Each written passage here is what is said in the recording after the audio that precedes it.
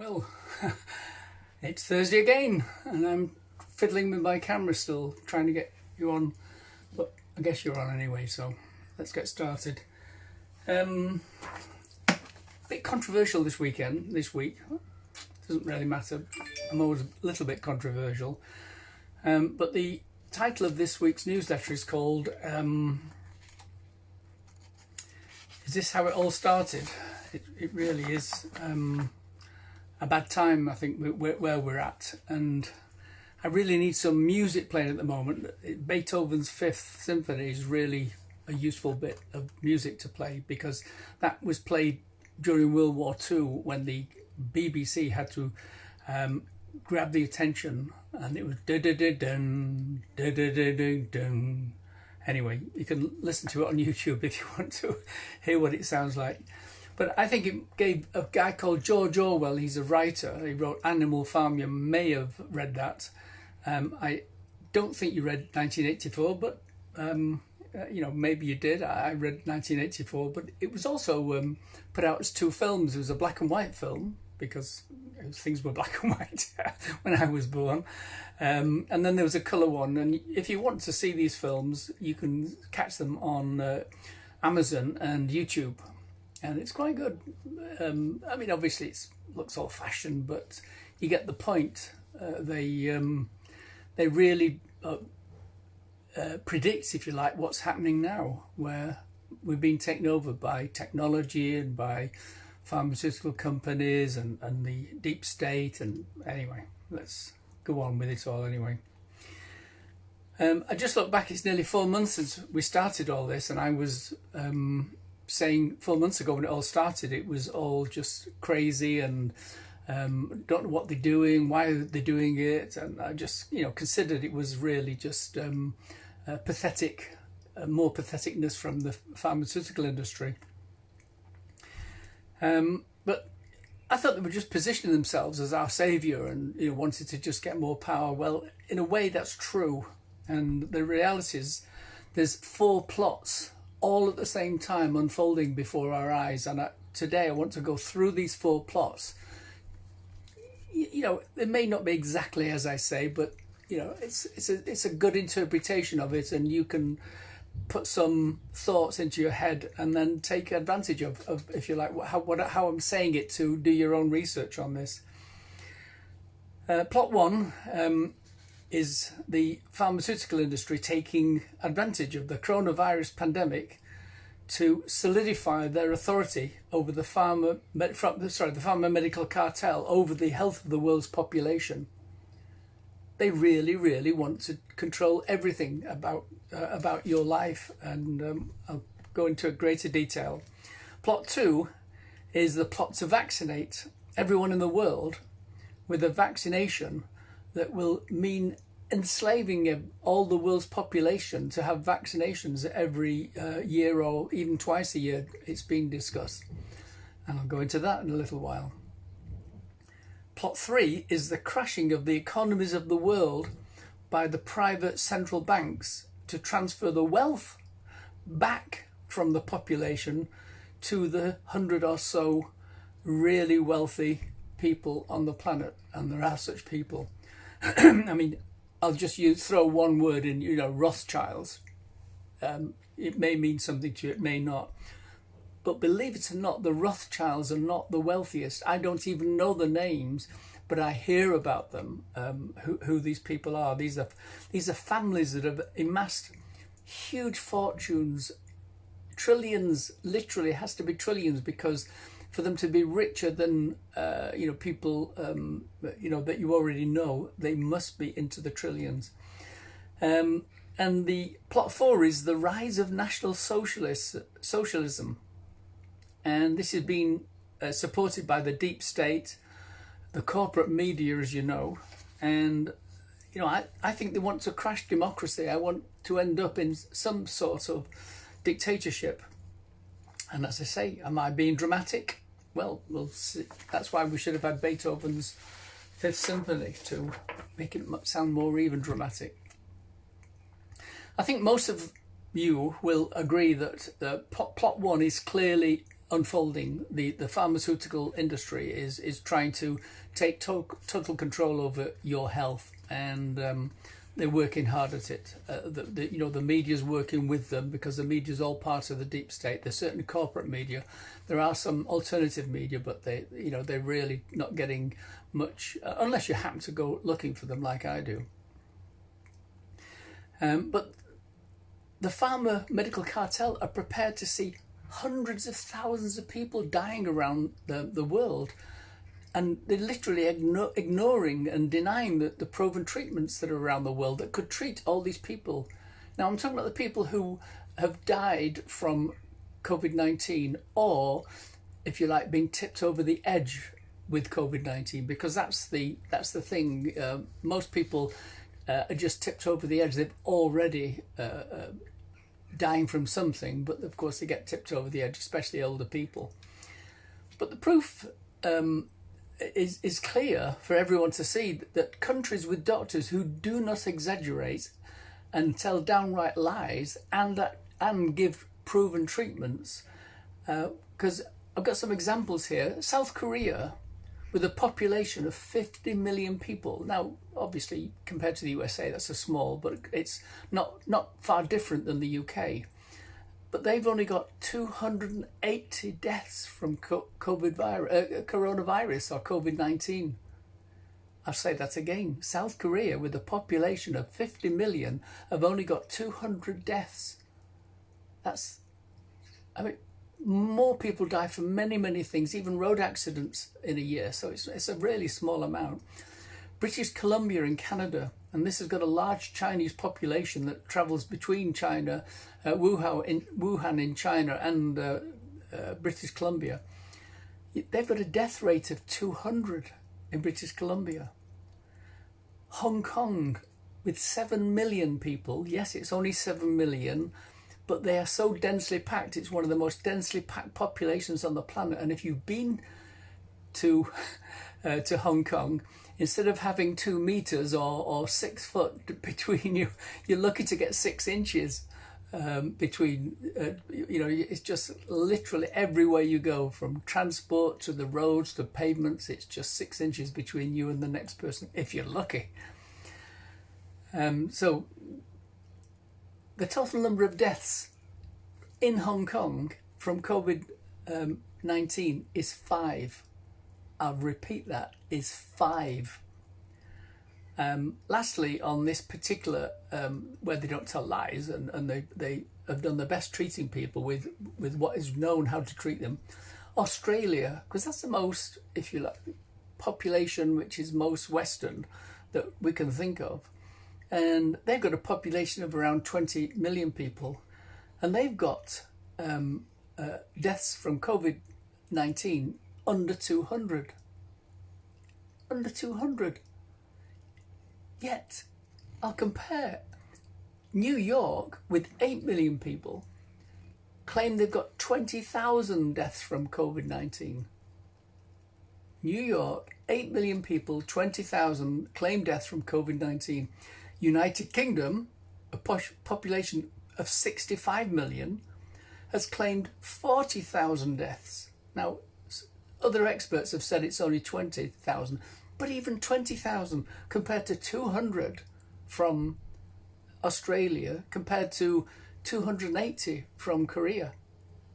This is a drop in the ocean. And obviously, I'm very sorry for people. I spend my life trying to help people not to die prematurely. So, it's my life's work to help people. And if you look at the post I just put on literally before we started about a guy who sent his testimonial in, you'll see what I mean when I say, I don't flippantly say this, but these are small amounts of people dying, and there's certainly not enough to crash the economies of the world and put millions of people out of work as is happening. Anyway, but coronavirus is a treatable infectious disease. Don't let anybody tell you it's not. It is. And people have been doing this around the world. If the coronavirus death numbers from the last two examples are to be believed, then the proven treatments used around the world in those countries I've just said, and in the USA by doctors I'll tell you about in a minute, then for them to get in New York or even the UK all those deaths, they must be talking about murder, because it can't be a mistake. If it's not murder, then it's what we call manslaughter in the UK, or third degree murder or second or third degree murder in the USA. That means third degree manslaughter, third degree murder means that they deliberately didn't do the best possible treatment for a person. They allowed them to die, even though these doctors around the world have been saying, look, we're getting results, people are living when you have these treatments. I personally think that somebody should go to jail. I don't know whether it's the people who head up the medical systems, the politicians, but somebody should go to jail for all these people dying. I presume they're dying. I don't think they're absolutely lying to the teeth, but I can't tell you what is true. I can only tell you what I can read and find out. They did these treatments by doctors. They went on YouTube and social media to literally publicise them, because of course the medical system wasn't listening, and so the medical system got YouTube and social media to block the doctors and concocted a worldwide fraud, because they were also using this hydroxychloroquine plus zinc, which apparently works almost every time, and they concocted a worldwide fraudulent study to disparage the use of it. It's even said people were dying using this particular treatment. Anyway, that fraud was exposed, and it's now admitted that it is a very good thing, but nobody's using it. Nobody's saying, oh, come on, let's start using it. And the reason is, of course, the reason, because they want a vaccination. They don't want people to get healthy using, any treatments at all. I just don't know why they're not. Anyway, we have Bill Gates and the rest of his gang trying to get everybody in the world vaccinated, and they make no attempt to hide their plan. He brags, in the media everywhere. It comes on the BBC in the UK bragging about it, and I thought, well, why would the BBC have him over? What I mean is, normally, 100 billionaires, they if you like, they're negative about such people, and they're fawning over him. But then I found out that he's a big donator to the BBC. Oh yes, he gives them money. That helps, doesn't it, to sweeten the way. Anyway, there's various vaccines being researched, and there's no doubt who is in charge. It's Bill Gates, or the Gates gang as I call them. The Gates gang is the World Health Organization and Fauci and various other people. And so what they're looking for is a vaccine that will modulate a person's immune system, so it creates a population enslaved, and I use the word specifically, enslaved, needing vaccinations every year or even twice a year if they get their way. And that's why the formulations, they're waiting for this perfect formulation, and they won't give their authority. Why does it need their authority? Why does it need somebody to say, oh, you can't use this vaccine unless the Gates gang? Well, it's because they own the patent, not directly in his name. It's in one of his companies or one of his organisations, the patent for the Europe and the USA. But they have the patent, so they can just make sure you don't get a vaccination, full stop. The politicians are already announcing, certainly in the UK, that it's going to be mandatory. And you don't go anywhere, don't travel, don't do anything, don't go to school unless you have the vaccination. It's as simple as that. Now the crime of the World Health, the World Bank's crashing the economy at the same time. that's plot 3, of course. I have no evidence that collusion took place with the pharma medical cartel to crash the economies of the world and put everybody out of a job.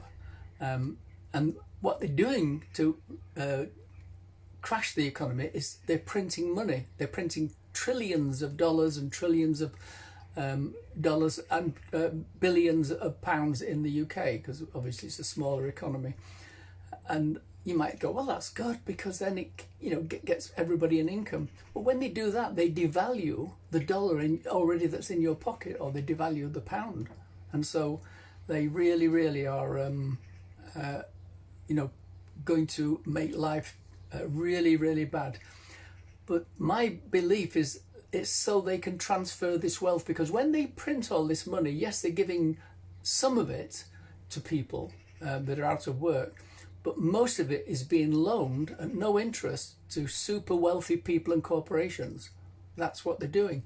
Super wealthy people buy shares in specific, because when all the companies crashed, the shares crashed as well after the coronavirus debacle started. They jump in and buy these companies on the cheap. And also the super wealthy people can buy shares in their own company with this money. And when they buy shares in their company, it's pushing up the value of the shares. And that's why the stock exchanges, in spite of the, you know, this terrible financial crash that's taken place, are riding high. So it's a little bit difficult to understand, but you know you can either look at the videos on YouTube or read up on it. Now the last one I said is plot 4 is the trying to take away democracy from countries, and they're getting behind the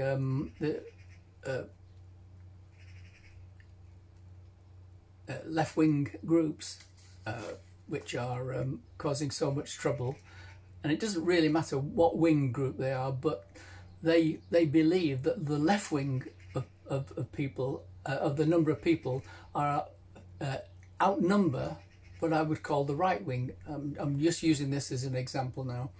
And so if they want to control one of the groups that can actually vote out the existing people, it's better for them to vote them to control the left-wing group, because they form the greatest number, and that's what they're doing. So they're financing them, and certainly very wealthy people are doing this.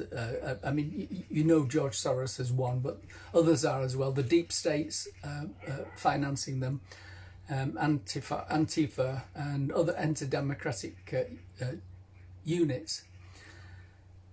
And that's the plan. And so instead of going for democracy and coming up with a good reason to vote for somebody, they're just bullying, and they will be rioting on the streets. You've probably heard in the USA they're trying to get the police disbanded. You know, this can't be just some unthought of plan. It's a careful plan. I've seen videos where some of the rioters asking one of the organisers of the riot, where do we get paid? And you know, they didn't know a camera was on them, and they told, you know, go down to the bottom of the street, turn left, and you'll see the person there paying them. So that's what's happening as well. If they can't find an excuse to riot, then they'll create one, and I've got the feeling that we're going to see a lot more of rioting before long, unless somebody does something about it. And the only way is to for countries, for the existing leaders, if they're not part of it, I don't know whether they are, for them to declare a state of emergency and you know, take military rule, and that's the only way it could be done. But I'm not sure they've got the gumption, as we call it in England, to do such a thing, because it takes, you know, people are going to call them lots of names while it happens, but if they don't, I'm not sure. Anyway, in an ideal world, Robert's got an ideal world. I dream of it. I'd like all doctors to convert to healthcare programs and inform the public about healthcare as opposed to disease management. People get healthy when they have healthcare. They don't get healthy when they have disease management. Oh, right, okay, you might be able to clear a blockage, put a stent in, give them a bit longer to live, but that's not healthy. Healthy is where they change their diet, they take some enzymes, they literally clear the blockage, and everything gets healthy. I'd like, if we're going to have vaccinations, I'm not a dictator. If we're going to have vaccinations, I want double-blind placebo studies, so that they're absolutely proven to be safe. I was looking at the paperwork that goes inside a vaccine, and it warns with all sorts of terrible diseases if you have this vaccination. Of course, the doctors don't show you that insert, so they get away with it. But and certainly in America, they're absolved from any problem at all whatsoever, and it's the government that pays out vaccine compensation. In the UK, they're talking about doing that as well. With this, see, the whole thing is starting to spread around the world about this having control, and the governments will pay the compensation for when somebody is damaged by it. Of course, you've got to prove it. All the central banks, people think, like the Federal Reserve Bank or the Bank of England, they think those banks belong to the people. They're controlled by the government. They're not. They're private banks. They consist of private banking organizations, including some of these super wealthy people, own the central banks. So when the US government, I'm going to use that as an example, they're printing, say, $5 trillion.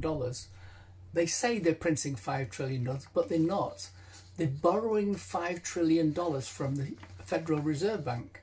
That's how it works. But they have to pay it back. Now, at the moment, the interest rate is 0. So everybody's going, oh, well, it doesn't matter, the interest rate's 0. But it does matter, because they can put the interest rates up whenever they so choose, the Federal Reserve Bank, and they can control the world. Once you have people in hock, I mean, it's the same with anybody that owes somebody a lot of money. They really are in control. And so they control us, they'll take taxes.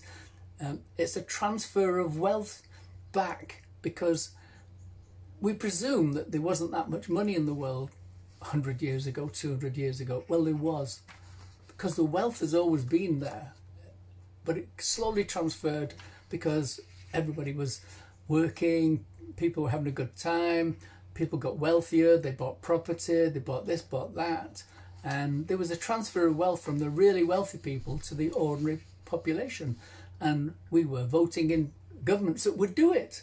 And if you're not going to transfer the wealth back to us, then we'll vote somebody in that does. But those days are gone. There is nobody left to vote in. And of course, all the wealth will slowly be transferred. They won't do it too quickly, because they don't want too much trouble. But they will transfer the wealth back to them. And so you've got to hang on to it. You really, really. I mean, we can do that on another day, how to hang on to it. Personally, I'm buying gold as much as I can possibly afford. I'd love to be able to afford more, and I've even thought of borrowing money so I can buy gold, because at least with gold, I've also got some of these things called bitcoins, and so that they can take that off you. They did it in the 1930s. The US government went round when the last great crash, and they took the gold, knocked on every door and said, give us all your gold, we need everything. Obviously they didn't take your gold teeth, it wasn't the Nazis. But they took all the gold, they gave them an IOU at a certain exchange rate on that gold, and then within a few months they'd halved the value of the IOU. So they'd literally stolen half the wealth of all the people that had gold. So you need to not have the gold in your house, but that's another story. Anyway, where was I? Yeah, I don't think politicians should be career politicians. I think all politicians should get 2 terms, 8 years, 4 years, get voted back in, 4 years, then they're out. And they're also not allowed to be part of the political system, including lobbying, because the lobbying is one of the most terrible things. And that includes both houses in the USA and both houses in the UK. We have a House of Lords, and people, if they go in the House of Lords when they're 25, they're there till they're 95, and nobody can stop them. But we need to have 2 terms, and that's it, you're out. And lobbying has to be really controlled, and everything on the record. So if anybody wants to lobby a politician off the record, would be a criminal offence in my world. If you want to lobby, you have to go to a government office and sit there, and a stenographer or whatever they want to do to record the conversation, and any off the record conversations is a criminal offence. So we all know what's being said and who said what to who. Will they do it? I don't know. It's my ideal world. Don't take it away. I even, and this sounds strange because I am, a free-loving, independent person, but all protesting and rioting should be banned. Why? Because we can't have such a thing in society. It spoils it for everybody else. And of course, any crazy person can riot. And so in the UK, they used to have something called Reading the Riot Act. So everybody would be told, if you do this, it's a criminal offence, and you will all be arrested for serious offence, not just a misdemeanor. And of course you can do such a thing now, because everybody's got mobile phones. They can find a way to text everybody that's in that group of people to say, you are committing a criminal offence, you have 30 minutes to clear the area, otherwise everybody's arrested, and you won't see the outside of the jail for a long time. But we can still have digital petitions. This thing's called change.org.